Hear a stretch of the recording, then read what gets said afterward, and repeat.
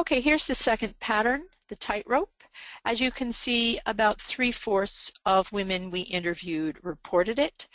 It also stems from lack of fit, but a different kind. If you think about it, that brilliant neuroscientist, brilliant physicist, brilliant lawyer, brilliant CEO, all of those are seen as requiring not only males, but masculine qualities. Being direct, assertive, competitive, technical. And so women have to behave in masculine ways in order to be seen as competent. Only problem is that women are expected to be feminine. And so women tend to find themselves walking a tightrope between being seen as too masculine and so therefore respected but not liked, or too feminine and therefore liked but not really respected. Here's some of the problems that women face if they're on the liked but not respected side. First of all, some of these problems come within women because women conform to feminine traditions that are in fact traditions that are devalued in the workplace. Women are expected to be nice, and women often expect everybody to like them. If that's true, you're going to end up doing a lot of what was one great article called nice work in the academy. It's very difficult often to progress your career if you're completely obsessed with everybody liking you always. You want people to like you, that's true, but it is not the highest priority in every context. Also, women in mixed groups tend to use feminine conversation patterns, like using tentative forms of speech, don't you think? Making fewer task suggestions, we should do this, and interrupting less. Those are actually conversation patterns that women don't use when they're only with women, and are the conversation patterns of every subordinate group. So when women do that, they're unconsciously signaling that their comments are not quite as important. And all of this is what Sheryl Sandberg calls not claiming your seat at the table. Very important to do that. Another problem on the too feminine side is that women often end up doing the office housework or playing narrowly cabined feminine roles, for example, the ever-understanding mother to students or colleagues, or the dutiful daughter. The office housework can be everything from planning parties to filling out the paperwork on other people's grant applications to doing a million billion committees. All of that stuff is that's called organizational citizenship behavior is the technical term. Women are expected to do more of it, but an important thing to know is that they get less credit when they do it. And so we're going to talk about strategies for unloading the office housework. On the other hand, if women are direct, outspoken, assertive, or competitive, then they tend to meet the what a bitch problems. So if you're stern or you say no, your immediate reaction is to call that woman a bitch, right? If you're a man, it's just a no, said one informant. See, this woman was not doing the nice work, and that's what happened. Anger is also a key danger point for women. Showing anger tends to increase the perceived status of a man, but decrease the perceived status of a woman. Again, the woman should be nice. Self-promotion is another problem that women often face. People who do not self-promote don't do as well as people who do. There are studies that show that. On the other hand, women who self-promote often encounter pushback. And here's an example from a leadership academy we run here at the Center for Work-Life Law. A woman found that she was being paid about $200,000 less than a male colleague who she thought was very similar.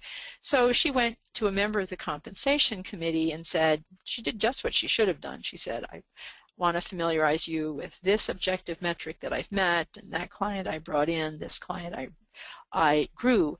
And the member of the comp committee said, well, you think highly of yourself, don't you? Pushback for self-promotion, which is a key danger point for women. Asian, excuse me, just one second. Asian American women report more pressure to fill traditionally feminine roles and more pushback if they don't. Asian American women are way on one side of the continuum.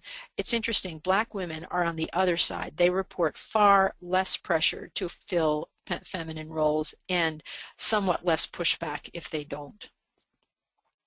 Latinas report being called angry or too emotional if they behave in direct and assertive ways when, as one said, I wasn't angry, I just wasn't deferential. And so you see the violation of the prescriptive stereotype that women be nice and modest, helpmates, triggers that racial stereotype of the hot-blooded Latino. Okay, here are some tightrope strategies. When it comes to the tightrope, it's important first to recognize that if it ain't broke, don't fix it. If what you're doing works, don't change a thing. But on the other hand, if people don't take you seriously, if you're getting stuck with large loads of office housework, or if you're getting pushback for having sharp elbows or being too outspoken, here are some strategies that might help. First step is to be clear about how you present. You need to think not about what you are comfortable with, but about what they, your audience, typically of men, are comfortable with. Should we have to do this? No, we shouldn't. Absolutely, we shouldn't. But studies show that women who are high in self-monitoring, in other words, high in understanding how their behavior is being perceived, tend to be more successful. And again, this is not a talk about what should work for women at work. It's a talk about what does work for women at work. Okay, so what if you have a large load of the office housework? If it's literal housework, planning parties, ordering lunch, getting people on the phone for a meeting, or if it's administrative work, taking notes, doing grant paperwork, then do it once, do it gracefully, and then work behind the scenes to set up a rotation. What if it's undervalued work? For example, diversity committee work, super important, but not what's going to be valued when it comes to getting that first job or getting tenure. Then it's important to go out and get a few of those assignments that you care deeply about and, for example, could help you extend your network and introduce you to people who it's important for you to know and familiarize them with your leadership potential. So go out and get a few of those assignments, and then when the next one comes in, say, I would love to do that, but I am working on this very important, well, probably not very important, but when the next one comes in, just say no. I'm working with the provost on this committee, and he's expressed to me that work is really important, so I would love to help you out. Not this year, though. Who would be perfect for this assignment? Rick down the hall. How about those feminine conversation patterns? What if you're in a meeting and you feel like you can't get a word in edgewise, but you sense that if you just interrupt the way the guys are doing, that's not going to be received well? What you can do is what one of my informants called stepping on the end of a sentence. Her mentor taught it to her. He said, when he's almost done, you start to make your point, and if he doesn't stop, you just say, oh, I'm sorry, I thought you were done.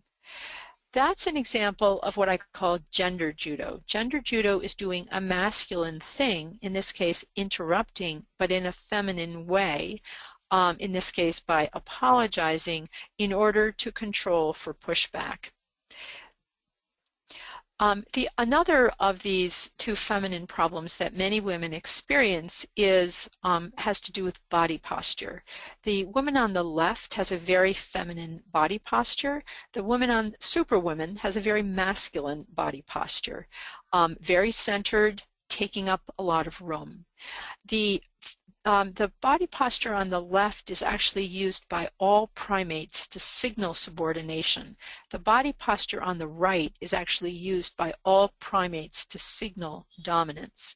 And one famous study finds that if you even just go into a bathroom stall and stand like Superwoman for a few seconds, it increases your confidence level. So to quote Sheryl Sandberg, you need to lean in.